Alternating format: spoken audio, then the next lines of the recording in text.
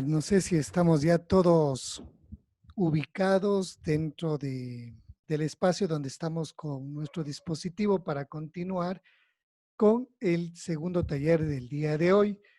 Recordarles que vamos a abordar el tema número 19 que tiene que ver con ética para jóvenes de persona a ciudadano.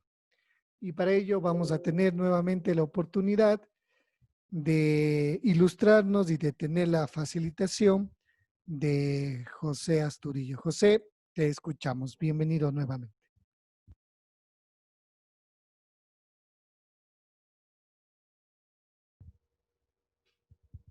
José, Bueno, ya estamos aquí.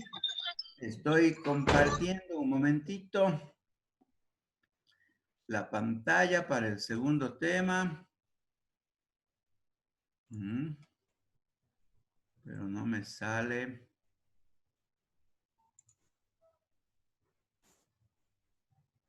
A ver.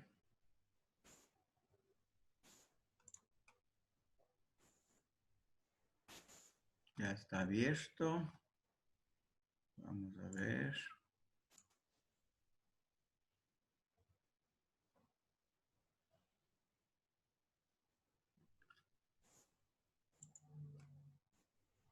A ver, pero creo que no se compartió ahí.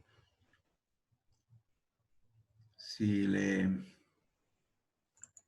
abro allí, ¿sí se va viendo que se va abriendo o no?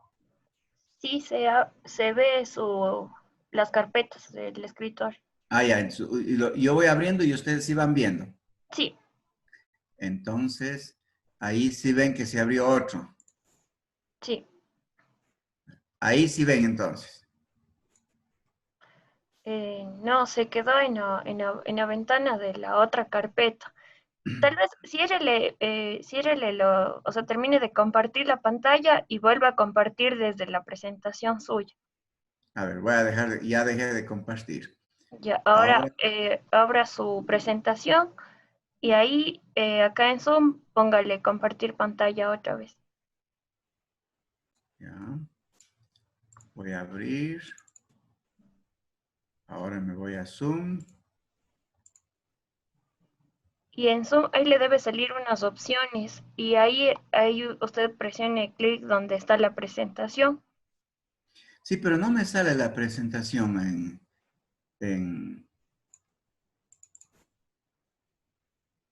no me sale.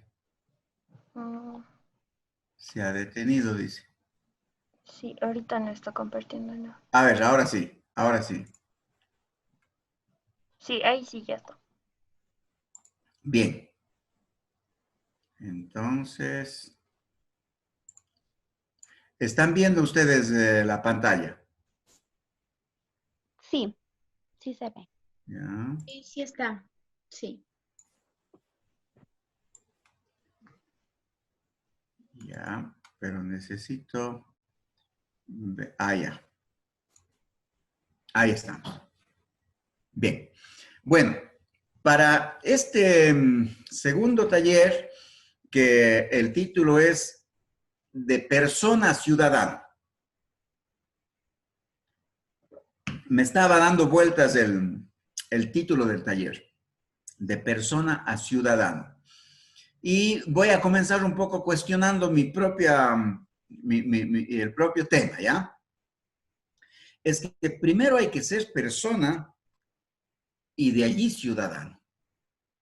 No necesariamente ser ciudadano define el ser persona.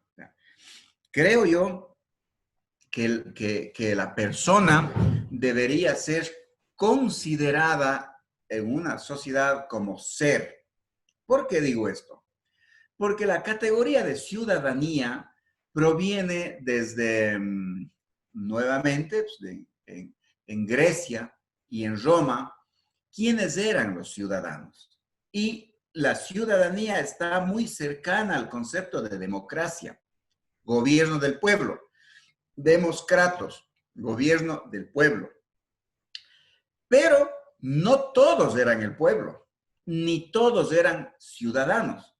Recordemos que en esta época Roma vivía un modo de producción que se denominaba el esclavismo. Y en el esclavismo se consideraban algunos seres superiores y otros seres inferiores. De tal manera, por ejemplo, que el concepto del trabajo era un concepto, digamos, peyorativo. Trabajar, moverse, era para seres inferiores. El ser superior estaba destinado al cultivo de la mente, al cultivo también de su estructura corporal y a la guerra. Tanto así que en educación física todavía se mantiene ese eslogan de la cultura romana: en mente sana, cuerpo sano. ¿Por qué? Porque cultivaban la mente y el cuerpo en los gimnasios. Las grandes olimpiadas viene de allí, de Olimpia, de los juegos, porque los juegos eran una competencia del desarrollo corporal. Bueno, también hay que decir, por ejemplo, que en Grecia y en Roma, la belleza femenina tenía un concepto muy interesante, es decir, Afrodita, Atenea, las diosas no eran solamente físicamente bellas, sino intelectualmente también bellas. Entonces, tanto hombres como mujeres cultivados intelectualmente y cultivados corporalmente. La misma pedagogía surge de allí. El pedagogo es el que le lleva de la mano al gimnasio al niño y en esa llevada le va contando cosas, le va cultivando, le va haciendo una persona culta. Bueno, si nos quedamos hablando así, diríamos que está muy bonito lo que pasaba en Roma en cuanto a la democracia y a la ciudadanía. ¿Por qué? Porque el ciudadano era esta persona que vivía en la cita, en la ciudad, y que a su vez participaba en el cultivo de la mente, del cuerpo, y también participaba en los debates del foro romano, que eran abiertos para construir la ciudad políticamente. Preguntas. ¿Qué pasaba con la gente del campo? ¿Qué pasaba con los esclavos? ¿Qué pasaba con los gladiadores? Simplemente ellos no participaban. El gladiador era un instrumento de diversión, como tener toros para lidia. Entonces eran animales para el espectáculo. De hecho, el Imperio Romano, el esclavismo, consideraba que los esclavos eran animales parlantes. O sea, eran animales que hablaban como loros, más o menos. No eran ciudadanos, no opinaban. Un esclavo no opinaba. Por eso la famosa película Espartaco, porque a un esclavo se le ocurre decir, no, nos rebelamos en Esparta.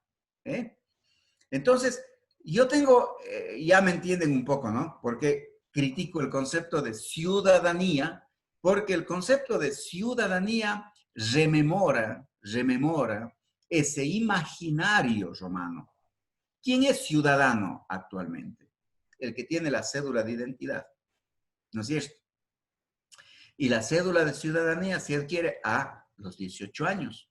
Ahora hemos discutido para que los jóvenes puedan elegir a los 16 años. Claro, entonces el Estado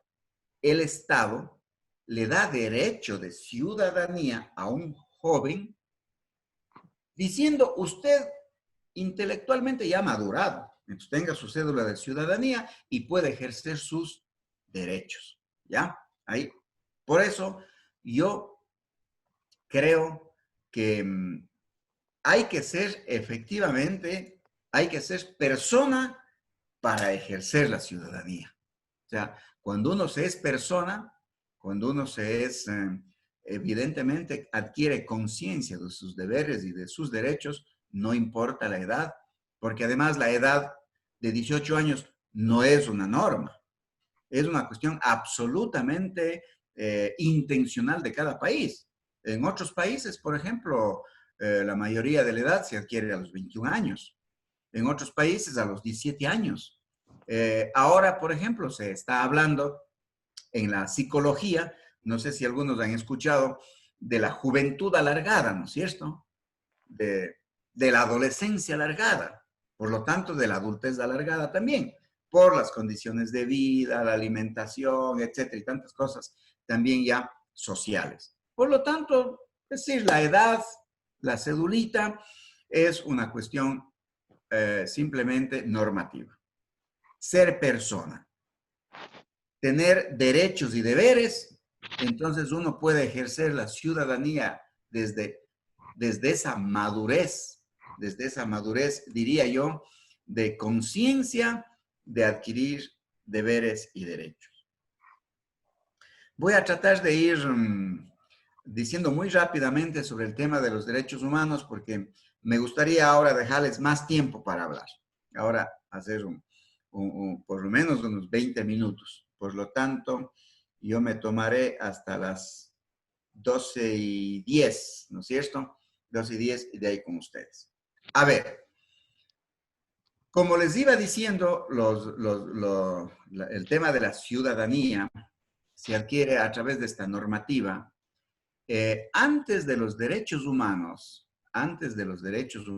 pues ya existen de los derechos humanos que se da en 1949, ya existen algunos antecedentes en la historia de la humanidad sobre el ejercicio, ¿sí?, de los deberes y los derechos. Por ejemplo, en 539 antes de Cristo, antes de la edad con la que contamos, los ejércitos de Ciro el Grande, primer rey de Persia antigua, conquistó la ciudad de Babilonia y Ciro liberó a los esclavos. Declaró que todas las personas tenían derecho a escoger su propia religión y estableció la igualdad racial. Y otros decretos que fueron grabados en un cilindro de barro cocido en lenguaje arcaico con escritura cuneiforme, ¿sí?, conocido hoy como el cilindro de Ciro. Ese documento es reconocido como el primer documento de derechos humanos. 539 antes que nazca Cristo. ¡Qué interesante! Estamos hablando de esta parte del planeta, en el continente donde Persia, Grecia, y pues existen muchas culturas, muchos idiomas. Por eso Ciro declara la libertad de los esclavos, el derecho a escoger la propia religión, ¿sí?, y el derecho a establecer la igualdad racial. Se ha dicho de paso, que en el inicio de la era cristiana, pongan ustedes año 1 de la era cristiana, los papas casi no eran cristianos, creían más en los dioses romanos. Recuerden ustedes que el cristianismo o la cristiandad surge en Roma cuando Pedro y Pablo, apóstoles, Pedro judío, Pablo romano, soldado romano, Pablo le convence a Pedro de ir a Roma para, después de la muerte de Cristo, para allí, pues, expandir el tema del mensaje de Jesús. Pedro no tenía ese interés. Pedro estaba muy contento en Judea, en Israel. Él tenía interés de su propio país. Pero Pablo era soldado romano. Entonces tenía intereses expansionistas, de crecimiento. Por eso dijo, hay que crecer con esta religión. Vamos a Roma. Y en Roma le convence al emperador Constantino, aprovechando de que en Roma los dioses estaban en crisis. ¿Se han escuchado ustedes de Hércules, de Apolo, ¿no es cierto? ¿Ya? De estos semidioses. El surgimiento de estos semidioses es porque la religión de Roma y de Grecia estaba en crisis. los dioses se bajaban, se cogían las mejores mujeres de la ciudad, tenían un hijo que se llamaba Apolo, era un semidios, Hércules, que es un semidios, entre ellos tenían problemas de faldas, unos líos tremendos ahí, imaginariamente, obviamente, de la gente, que cuando llega este mensaje de un solo Dios, además con unos fuertes valores éticos, dice Constantino, no, pues, esto está bien. Además, Constantino piensa, un solo Dios, un solo imperio.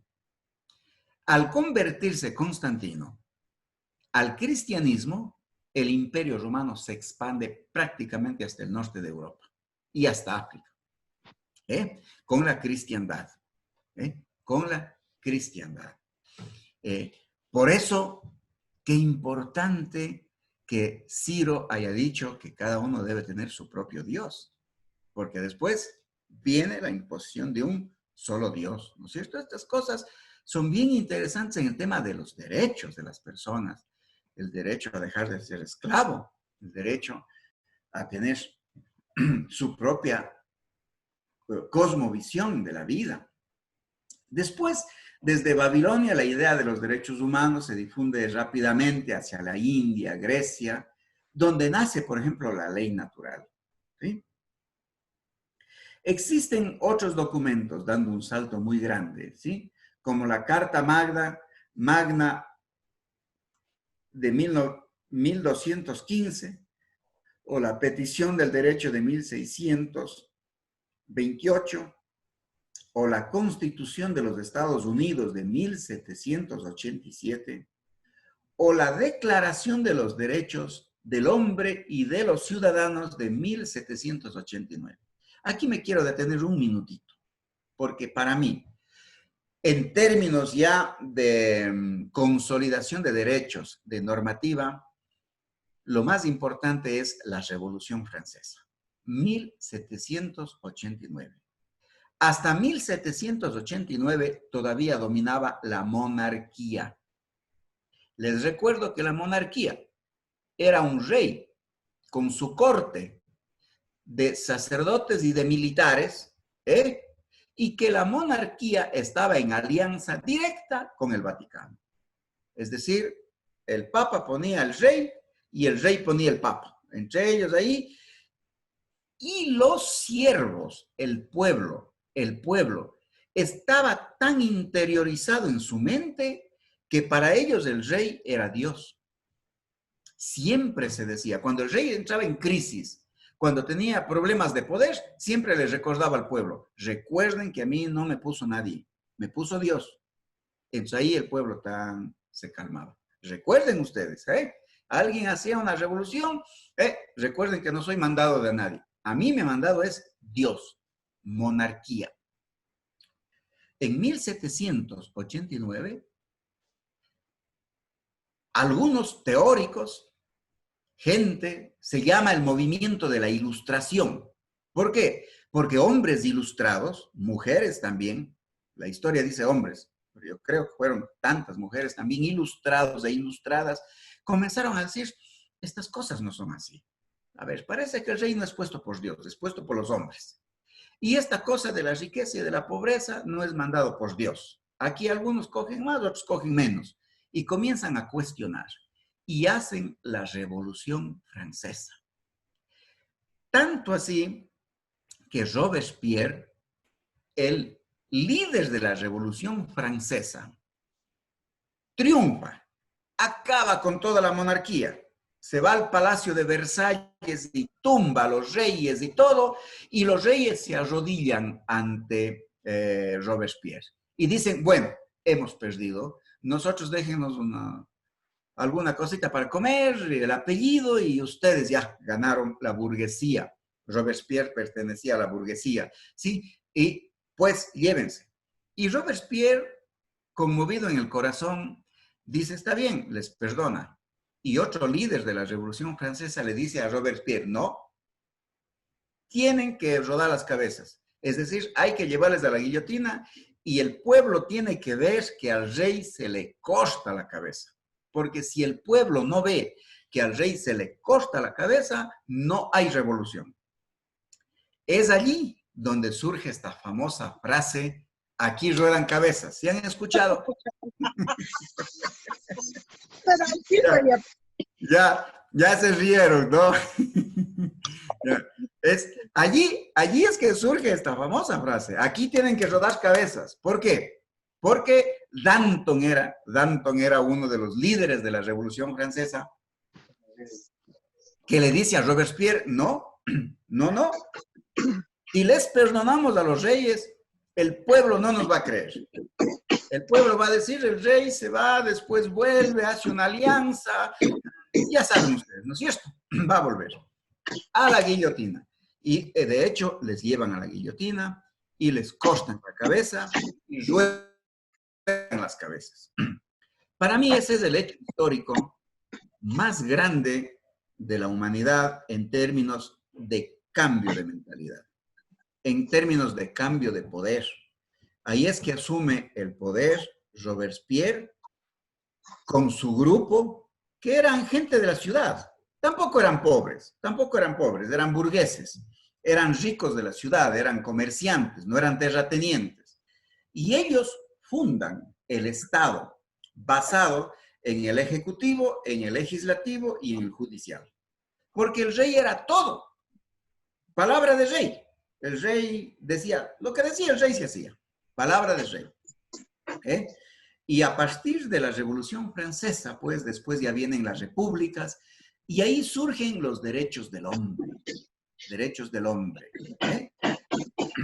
Desde 1789 a 1945 hay un tiempo. En 1945 se da la Segunda Guerra Mundial.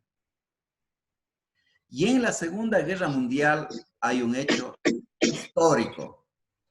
Al revés, mientras Robespierre y la Ilustración en 1789, ¿sí?, hace un avance en la humanidad, de decir que tiene que haber democracia, que tiene que haber justicia, que tiene que haber elecciones, que se debe poner un presidente electo por el pueblo. En 1945 les recuerdo a ustedes que en Europa un señor llamado Adolfo Hitler, alemán, dice, no. Aquí hay seres superiores y seres inferiores. Casi vuelve a la idea de la monarquía. Los seres superiores son los alemanes. Los seres inferiores son los judíos, a matar a judíos. Aquí hay hombres y mujeres, pero hay algunas personas que han elegido su diferencia sexual. Eso no es natural, a matar a los homosexuales. Es decir, comienza con una mentalidad dictatorial, nacionalista, empodera algunos temas de raciales, la raza aria, y comienza a conquistar el mundo. Tenía tomado gran parte de Rusia, avanzando a Francia, aliados en Italia. Hitler iba expandiéndose, que daba miedo. Que daba miedo. Entonces, cuando Estados Unidos, en alianza con otros países, le tumban a Hitler, se acaba la Segunda Guerra Mundial. Y en 1949 se declara la Carta de los Derechos Humanos. ¿Por qué es importante contarles esto? Porque a veces uno entra a la Carta de los Derechos Humanos así con romance. No. La Carta de los Derechos Humanos es como la Carta de ciudadanos que hicieron en la Revolución Francesa. Después de la Revolución Francesa, que ruedan las cabezas, declaran los derechos del hombre. Y la Carta de los Derechos Humanos y del Ciudadano se declara en 1949, después de la Segunda Guerra Mundial. Porque en la Segunda Guerra Mundial se cometieron horrores. Se mató población civil, se bombardeó iglesias, escuelas, comenzó a... Entonces, algunos principios importantes se dijeron, a ver, hay valores superiores en lo humano, Para la convivencia humana tiene que haber solidaridad, tiene que haber dignidad y tiene que haber justicia. Principios generales como la libertad, la justicia y la paz, que todos los seres humanos nacen libres, ¿sí? En libertad de dignidad, de derechos, dotados de razonamiento, de conciencia, que tienen que comportarse fraternalmente entre unos y otros.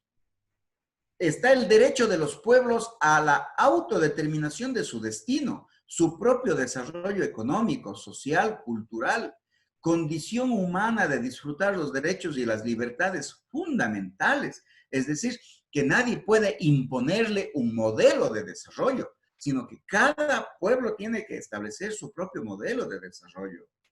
Se considera que hay que favorecer la consolidación de las instituciones democráticas, un régimen de libertad personal, de justicia social. Yo les tengo que comentar, estimados participantes, compañeros, compañeras, que allí se termina con esa dictadura horrorosa, 1945, y se promueve la democracia.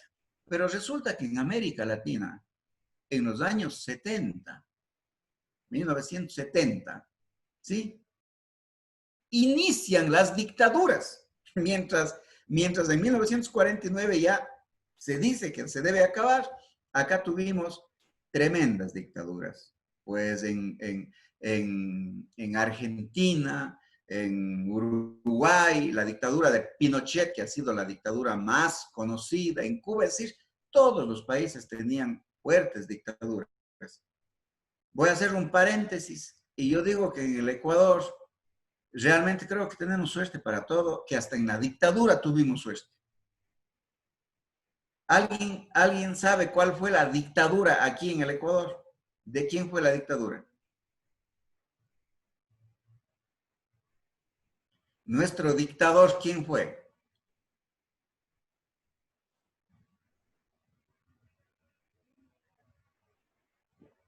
El general Rodríguez Lara. Pero el general Rodríguez Lara era un dictador tan bueno que le decían el Bombita Lara, porque era gordito y chiquito. Y como era un hacendado, era un dictador. Estaban los militares en el poder, pero su dictadura fue muy suave. Más bien fue de apoyo, fue de agricultura. El gobierno de León Febres Cordero, que fue un gobierno democrático, fue mucho más dictador que la misma dictadura militar de Rodríguez Lara. Pero la idea es que los derechos humanos consideran que se deben acabar las dictaduras y fortalecer las democracias. Que se consolide un Estado, ¿sí? Que no destruya ni restrinja estos derechos fundamentales que tienen las personas. Estos son los principios generales, pues los he dicho muy rápidamente, ¿no es cierto? Los derechos fundamentales de las personas. Ahora bien, podemos hablar de unos derechos que se dieron, que se les denomina de primera generación de ciudadanía, que se refiere a los derechos civiles y políticos, o también denominado de las libertades clásicas. Allí es donde se pone que todo hombre tiene derecho a la vida, los hombres y las mujeres poseen igualdad de derechos, que nadie puede ser sometido a esclavitud, a servidumbre, ¿sí? Es decir, los derechos primeros o de primera generación tienen que ver con que todos somos ciudadanos, ¿eh? Toda persona tiene derecho a una nacionalidad, toda persona. Nadie puede ser un paria. Nadie puede ser una persona, como lo denominamos en la migración, sin papeles. Tenemos derecho a una nacionalidad, ya sea en donde hemos nacido o donde habitamos. Recuerden ese concepto de Simón Bolívar, ¿sí?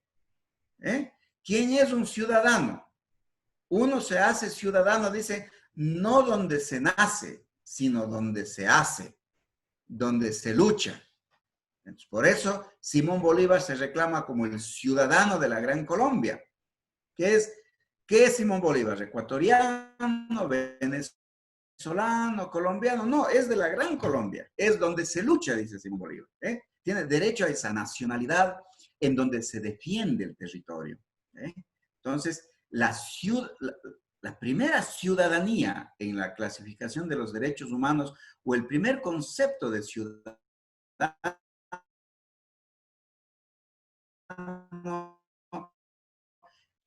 es esa defensa, evidentemente, se vive, en donde se hace, ¿no es cierto? Los derechos de segunda generación, ¿sí? Se habla de derechos de segunda generación a los derechos ya que tiene que ver con la cultura, ¿sí? Con la seguridad, con el trabajo, a formar un sindicato, a organizarse, derecho a salud física, salud mental, derecho a maternidad, a educación. Estos son los de segunda generación. Los derechos de tercera generación, en cambio, tienen que ver ya con los países, la autodeterminación, la independencia económica y política, la identidad nacional y cultural, la paz, la justicia internacional, la cooperación internacional, ¿no es cierto? El derecho a conservar el patrimonio cultural también y patrimonio nacional. Los articulados que tienen que ver con cuarta, quinta y sexta generación están más en el enfoque de la recuperación de lo humano. ¿Cómo vamos a regular la tecnología? ¿Cómo vamos a regular la vida de los animales, la vida de la naturaleza?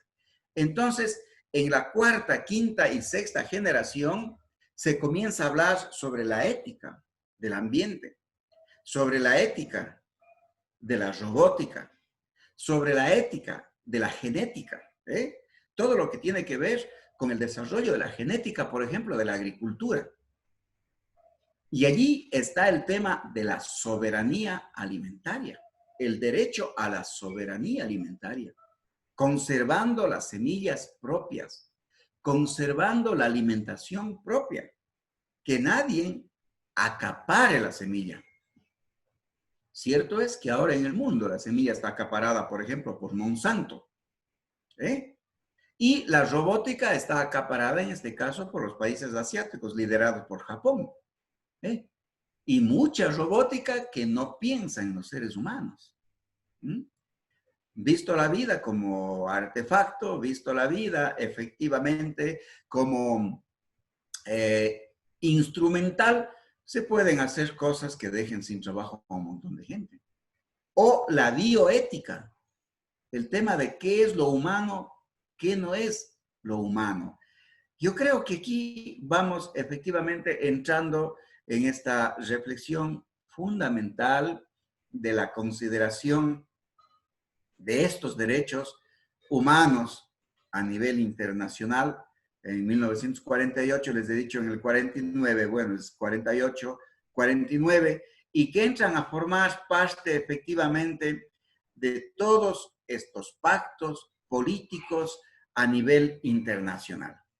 Aquí están ya los derechos humanos que podemos leer, a ver, tenemos como 20 derechos humanos, ¿no es cierto? 21, 25, 30.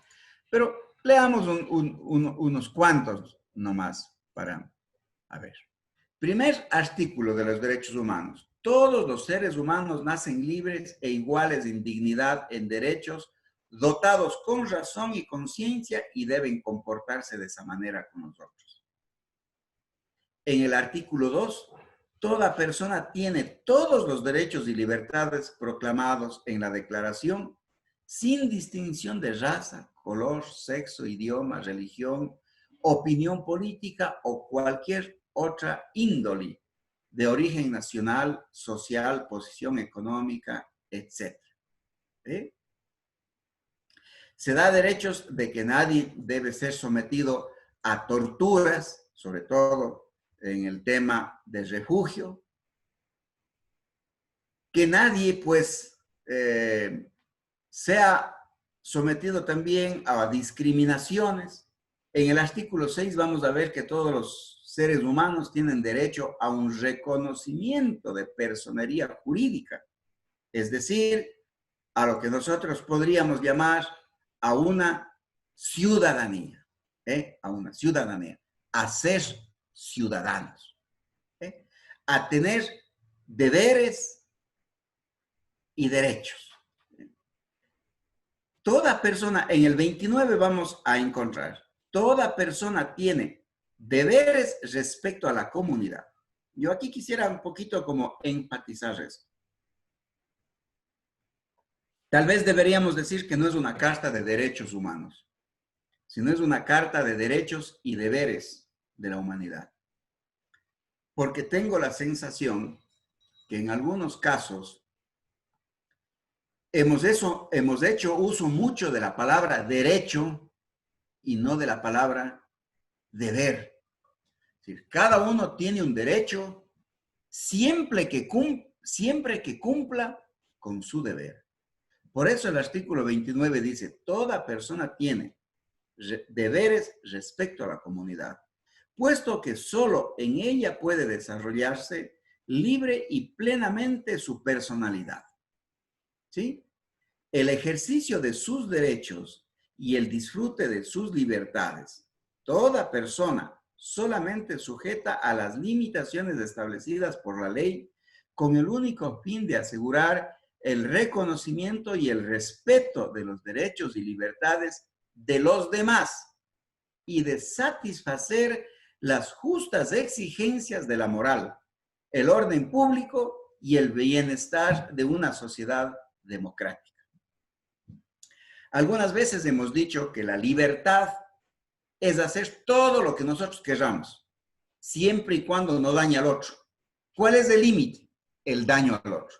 Entonces, si alguien me dice a mí, yo soy libre de hacer lo que me da la gana, pues usted tiene toda la razón, ¿sí? Sí, por ejemplo, yo soy libre de hacer en mi barrio el ruido que quiera. Perfecto, haga. Siempre y cuando que ese ruido no me dañe a mí como vecino. ¿Cuál es el límite? Cuando usted ya me entorpece mi tranquilidad. Puede hacer. Tal vez puede construirse un búnker para estar ahí escuchando todo el ruido que quiera. Pero tiene que pensar que al lado hay otro al que le puede hacer daño. Volvemos al ejemplo que ya nos puso nuestro compañero de Sevilla de Don Bosco.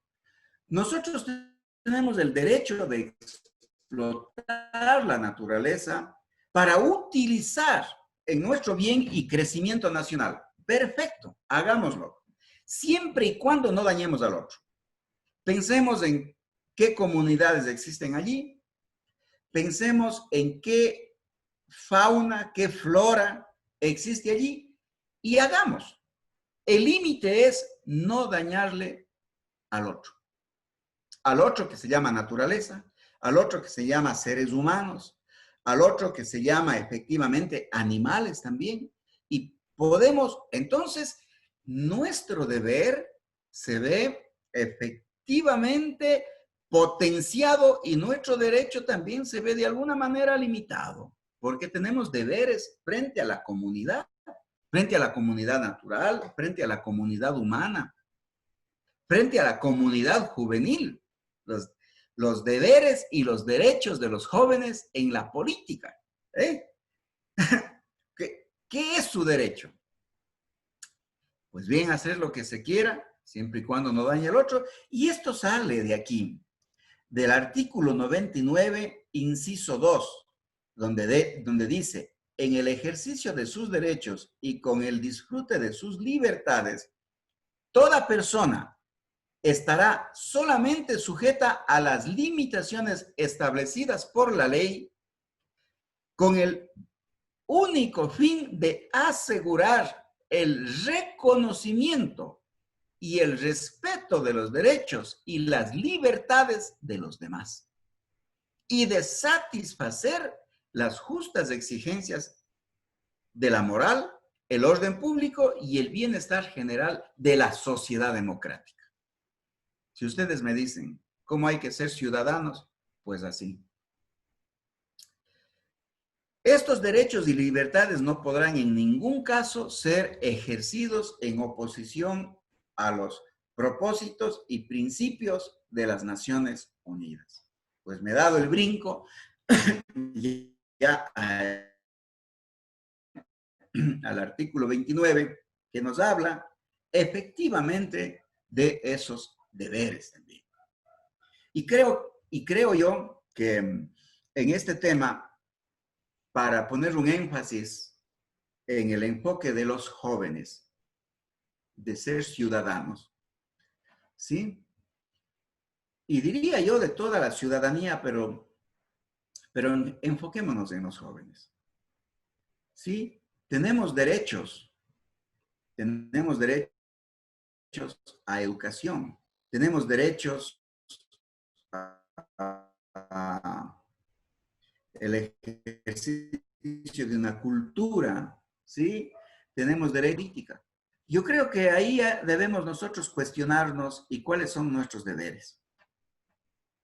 Si nosotros tenemos el derecho a participación política, no será un deber el organizarnos, el formarnos, el prepararnos para hacer uso de ese derecho en beneficio de la comunidad y de la sociedad en general. Allí hay un deber muy importante, presente, ¿sí? El deber de formarse, el deber de organizarse, el deber de prepararse para el ejercicio del derecho político.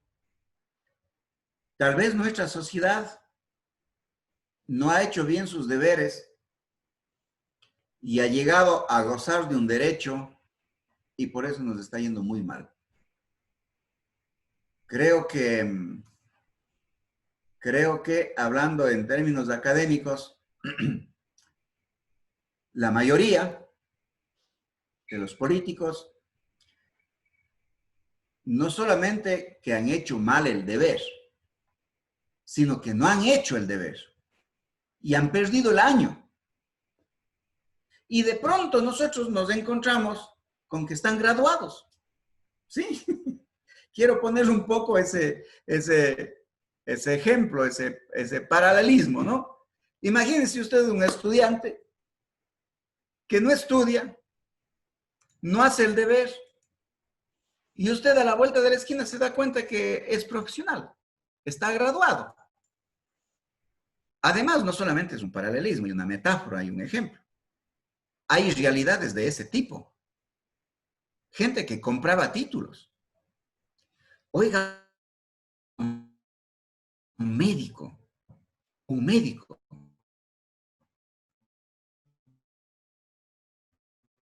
que compra un título, que no ha hecho los deberes, que no ha estudiado, economista, que no ha hecho bien el deber, que no se ha formado, que no sabe que la economía es oikos nomos, que quiere decir cuidado de la casa. Eso es economía. Buena administración de la casa. Eso es economía. Entonces, ¿qué tiene que ser como buen economista? Administrar bien su empresa, su ciudad, su país, para que exista buena distribución. Esa es buena economía. Por eso se pone muchas veces de ejemplo a las mamás, que generalmente suelen administrar bien el dinero, bien la casa. Oiga, alguien que no aprende esos conceptos básicos de economía, le ponemos para que maneje el país y cree que la economía es vender todo lo que pueda vender, salir a hacer una feria, vender los recursos naturales a precio de gallina regalada, irse llevando la plata y el vuelto. ¿Por qué?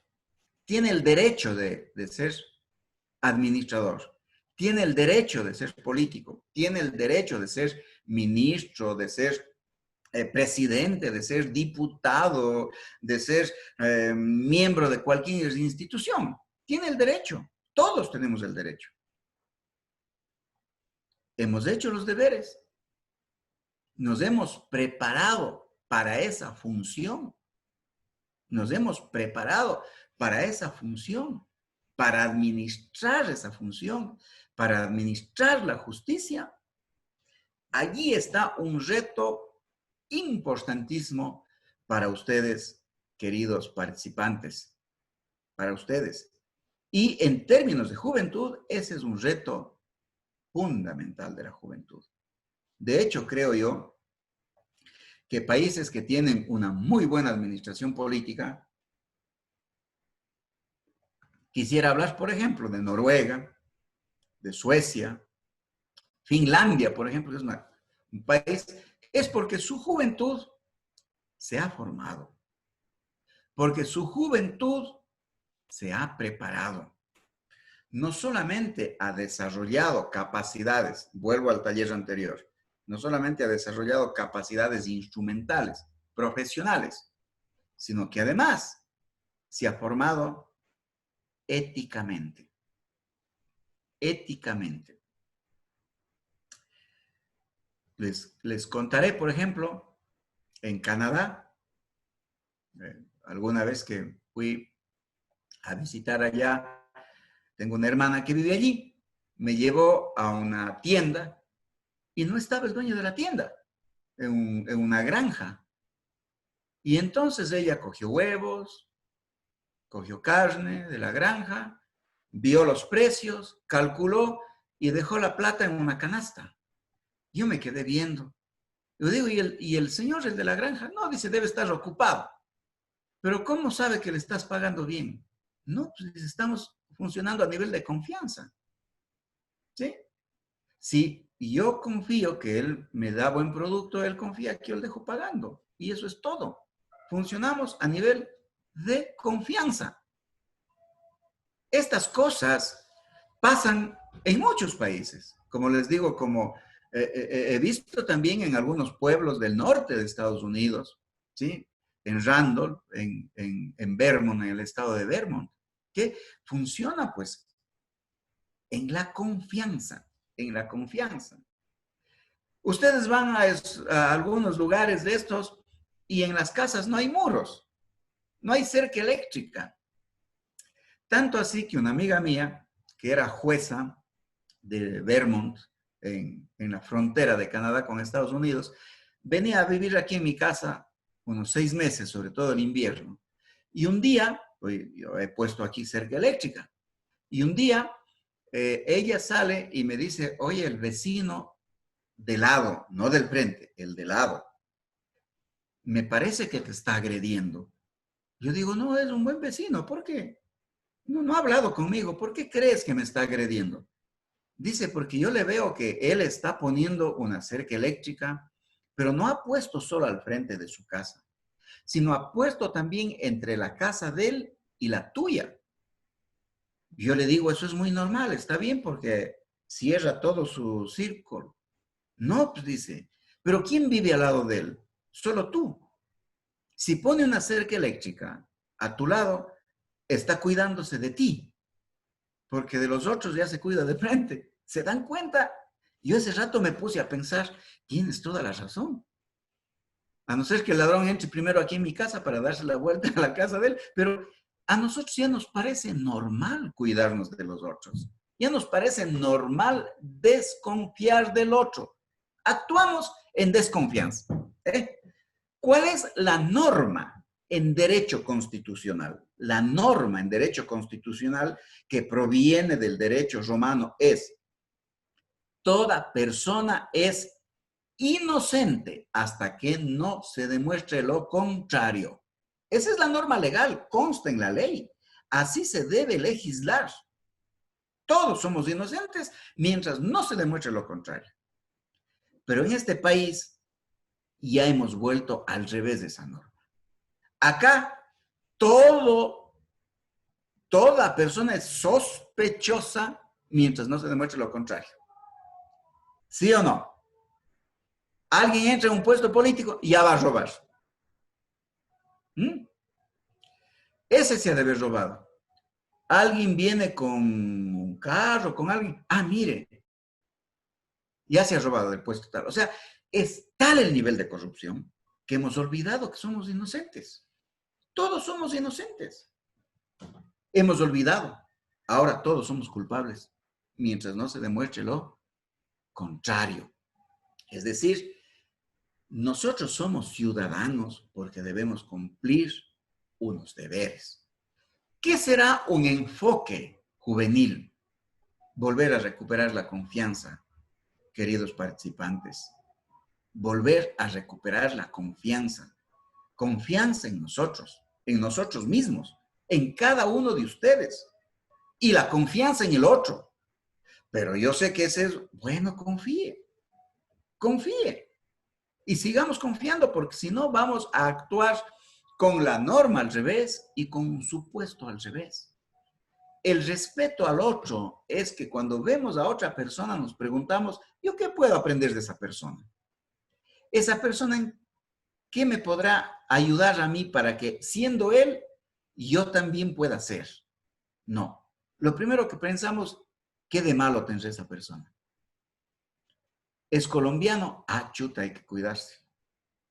¿Es peruano? Ah, chuta, hay que cuidarse.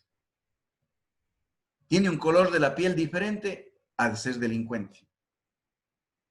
O sea, le vemos al otro y pensamos inmediatamente el daño que nos puede hacer. Una sociedad no va a salir jamás de esa manera. Yo puedo pensar en el otro como piensan los jóvenes, ¿no es cierto? Los jóvenes, ¿qué piensan? Aquí ya somos 5, vamos a jugar vóley, básquet. Somos 10, hagamos un partido de fútbol. Somos 15 y hay música, hagamos un baile. Es decir, pensemos en cómo aprovechar, en el buen sentido de la palabra, que estamos juntos, que estamos juntos, que podemos efectivamente construir ciudadanía, ser ciudadanos. Por lo tanto, queridos participantes, más sabiendo que necesitamos, más que profesionales, necesitamos ciudadanos. Esos ciudadanos que aprendan a hacer bien los deberes. Y para ser ciudadano hay que ser profesional, si se quiere ser profesional. Pues ya hemos hablado de este concepto de ciudadanía, ¿no es cierto? La expresión misma que es el cumplimiento de personas con derechos y con obligaciones. Les he hablado también de la ciudadanía, pues de estos que eran considerados ciudadanos en Roma. En la Edad Media, el concepto de ciudadano se relaciona con el vasallaje, con el vasallo. En la Edad Moderna surge el absolutismo y la monarquía, y la revolución, que también les he hablado, termina acabando con esto. Unas dos cositas del Ecuador. Nuestra Constitución de la República sobreabunda en ciudadanía. Sobreabunda en ciudadanía. Porque sobre todo tiene que ver con derechos de la ciudadanía. Aquí dice que somos un Estado plurinacional, democrático, soberano, independiente, ¿sí? En el artículo 6 vamos a encontrar que todos tenemos derecho a gozar de nuestros deberes y derechos como ecuatorianos, que debemos tener una nacionalidad, una naturalización, adquisición de esta nacionalidad, ¿no es cierto? Hablamos de estas tres ciudadanías, ¿no? Civil, política y social. Civil, que incluye derechos iguales para todos ante la ley. Política, en el estado de que todos nosotros tenemos derecho a la participación. Y social, que consiste en que debemos tener condiciones de vida digna. ¿Ya? Y quisiera pasar a ver rápidamente al tema de la participación, representación y legitimidad. Y les voy a dejar las diapositivas, pues, para sus lecturas, porque esto lo quiero explicar sobre todo en dos gráficos ya que está en esta exposición, en la parte final. Ustedes saben que en el Ecuador tenemos una quinta función. No es un quinto poder, cuidado, quinta función. Actúa como quinto poder, pero es quinta función. Todas las constituciones del mundo tienen ejecutivo, legislativo, judicial y electoral. Estas 4 funciones. Pero nosotros en la Constitución del 2008 se nos ocurrió poner una quinta función de participación ciudadana y de control social. En otras palabras, de ciudadanía. El ejercicio de los derechos y el cumplimiento de los deberes de la ciudadanía. Una función que controle, que vigile a las otras funciones. Es decir, nosotros deberíamos tener en este momento, o deberíamos ser en este momento, uno de los países más éticos del mundo. ¿Por qué? Porque hemos puesto una función más de control. A ver, les pongo de esta manera. Es como si usted va a hacer una obra, contrata un arquitecto, contrata obreros, contrata materiales. Y usted cree que el arquitecto, los obreros, el de la tienda, son personas honestas, no desconfía de ellos. Pero por algo se le ocurrió decir, bueno, parece ser que puede haber por ahí alguien que puede robarse, ya sea el arquitecto, el obrero o la de la tienda o alguien para esta obra. No, yo voy a contratar un fiscalizador. El fiscalizador tiene que ser de su absoluta confianza, que les controla a los otros para que no roben. O sea, pagar para que se vigile, para que no roben. Esa es, en esas palabras, es un fiscalizador. Resulta que el fiscalizador es el primer ladrón. Se hace con el arquitecto, se hace con los obreros, se hace, y el pobre cliente queda desvalijado. Pero se consigue un fiscalizador. Debería funcionar bien. Traigo acá el refrán. El ojo del amo engorda el caballo. ¿Se han escuchado esto? Cuando uno hace una obra y está allí parado, verá que le va bien. Ahorra. Esa es la quinta función. Y así está concebida la quinta función, es decir, el quinto poder del Consejo de Participación Ciudadana y de Control Social. ¿Qué dice? El Consejo de Participación Ciudadana y Control Social promueve, incentiva el ejercicio de los derechos relativos a la participación ciudadana de los ciudadanos. Impulsa y establece el mecanismo de control social y la designación de las autoridades que le corresponde de acuerdo a la Constitución y a la ley. Mis estimados participantes, para que esto suceda, la sociedad debería tener una escalera de participación más o menos de esta manera. Estos son escalones. El primer escalón es que una sociedad debe tener información y transparencia. Un segundo escalón es que una sociedad debe incluir a sus ciudadanos para que participen, para que opinen, para que decidan. Un tercer escalón es que se utilice procesos, instrumentos participativos de inclusión, no solamente de información. Y el último escalón es cuando llegamos a una sociedad autogestionada, cogestionada. Es decir, que no esperamos de papá Estado, sino aquí en este escalón, el ciudadano y la ciudadana hacen sus deberes y exigen sus derechos. Normalmente la gobernanza, ¿sí?, tiene que ver, cuando hablo de gobernanza, hablo del poder instituido, de las leyes, tiene que ver con participación ciudadana y con información y transparencia. Y las iniciativas sociales, los movimientos, ¿sí?, tienen que ver con participación y autogestión. Y termino pues con esto de aquí. A esto es lo que nosotros llamamos el poder instituido. Esto del cumplimiento de leyes, de normativas. Y el poder instituyente, el que tiene legitimidad social, ¿sí?, el que tiene que ver con las iniciativas sociales, es este color amarillo, el poder instituido es el color blanco. Yo les he puesto aquí el artículo 95, donde dice sobre la ciudadanía.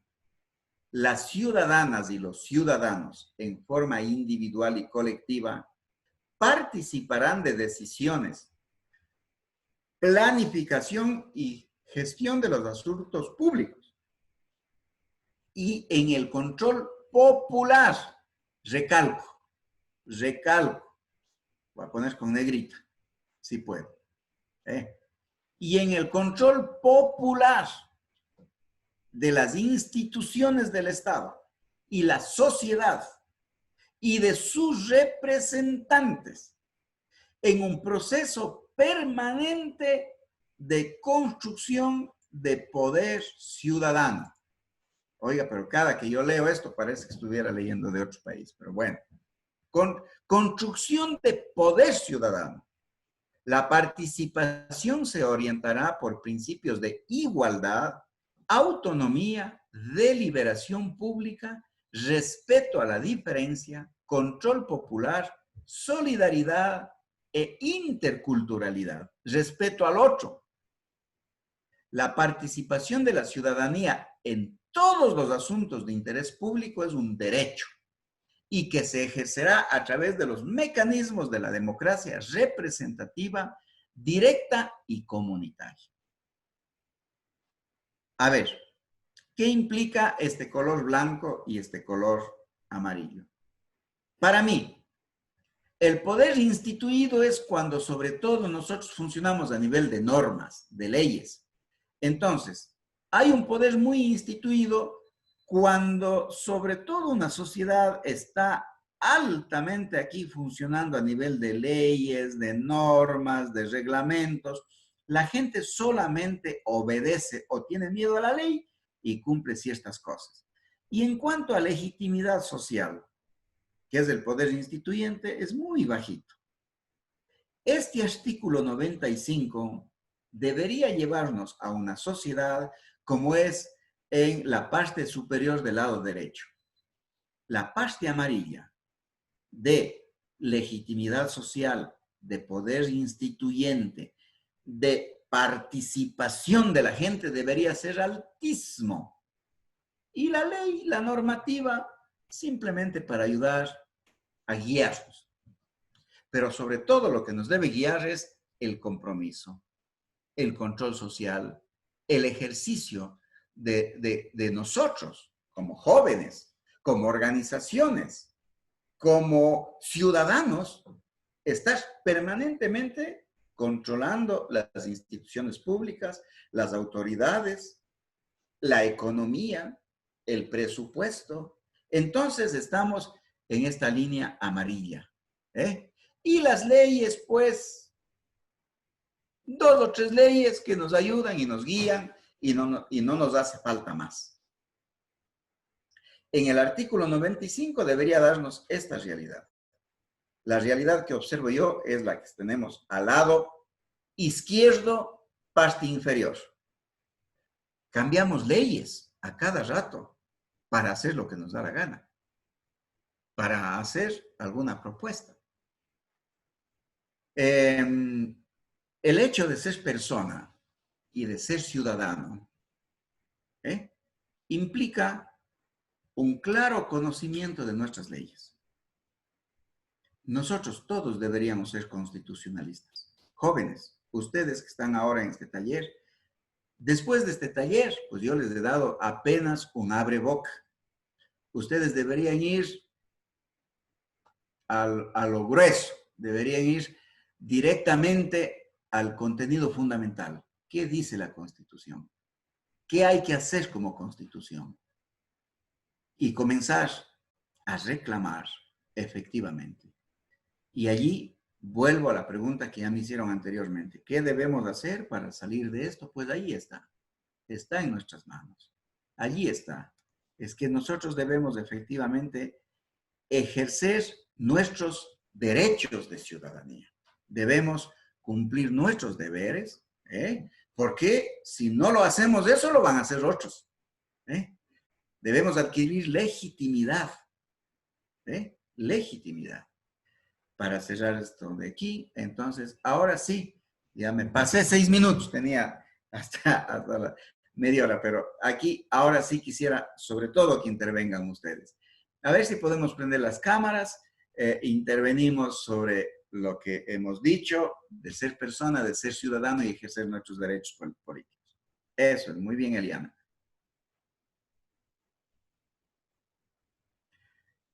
Ya, eso es. Todos los que puedan prender sus cámaras, mejor. Ahí estamos, face to face. A ver, inquietudes. A ver, Pablo. Buenas tardes, estimado José, a todos los compañeros participantes. Realmente para mí este taller en el transcurso de estas horas desde la mañana ha sido de muchísima importancia e interés al que le he puesto. Escuchar la ponencia de nuestro tutor. Se ha hablado en el tema de la ciudadanía y realmente nosotros como personas que vivimos en un estado de cultura, en un estado de garantías, en un estado de derechos, en un estado de libertades, en un estado de vivir dignamente, en un estado para ser considerados con las mismas oportunidades. Los ciudadanos en sí debemos ser parte activa desde nuestros pueblos.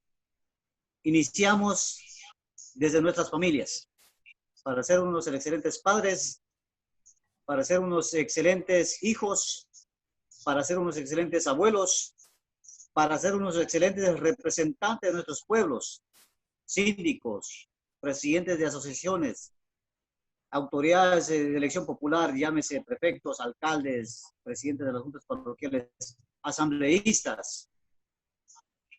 Esto implica que nosotros, como ciudadanos, nos debemos someter a los artículos, nos debemos someter a los estatutos, nos debemos someter a las garantías que exigen nuestros pueblos, para que de esta manera nosotros podamos formar ese frente que realmente prevalezca, ese frente que haga llegar su voz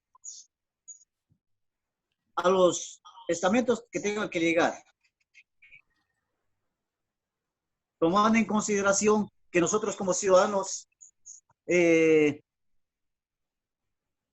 nacemos o partimos desde el latín civitas, ¿sí? Que significa ciudad, y nos sometemos a los derechos y deberes que otorgan nuestros pueblos. Y pienso que nosotros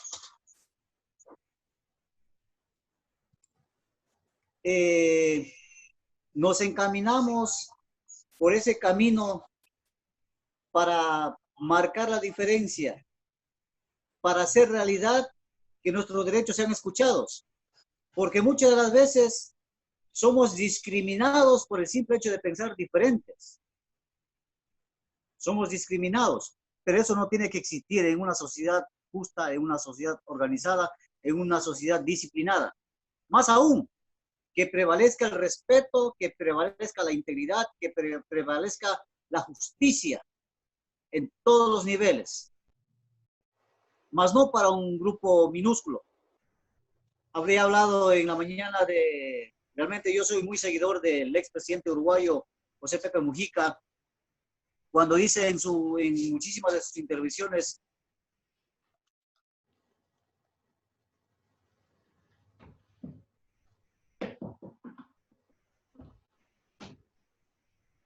Bueno, compañero Pablo se le congeló.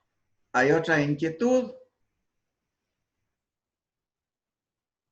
A ver, ¿quién? Yo quisiera dar mi punto de vista. A ver, ¿cómo se llama usted? Cintia Saeteros. Cintia, ya, qué bien, muchas gracias. Dígame.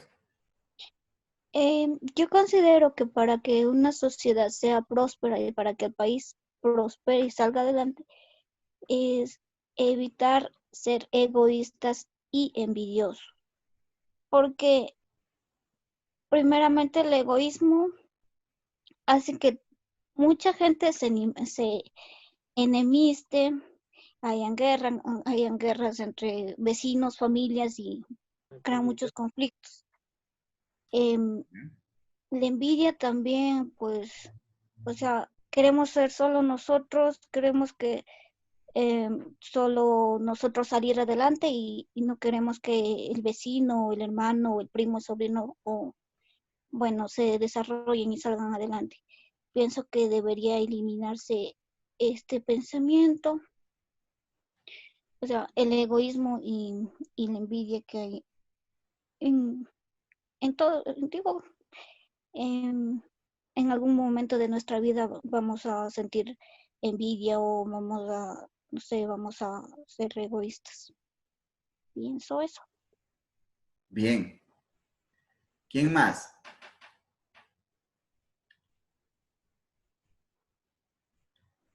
¿Alguien más que tenga alguna opinión, reacción? Ha hablado nuestro compañero Pablo, también la compañera que le acabamos de escuchar. ¿Qué otra reacción? Buenas tardes. A ver, Mabel. ¿Cómo está? Bueno, quisiera igual dar mi opinión. Considero que, como usted dijo, de los temas de la corrupción, como jóvenes tenemos ese deber de instruirnos en una política que nos ayude a incluir a todas las personas de las comunidades de manera, siempre debemos de conocer por qué entramos en este camino de la política, porque queremos destruir esta corrupción. Y cuando ya lleguemos a los cargos de gobernabilidad, cargos de poder, tengamos eso siempre presente y no caigamos en la corrupción, como hemos desarrollado ya en algunos talleres anteriores. Eso más que nada. Perfecto.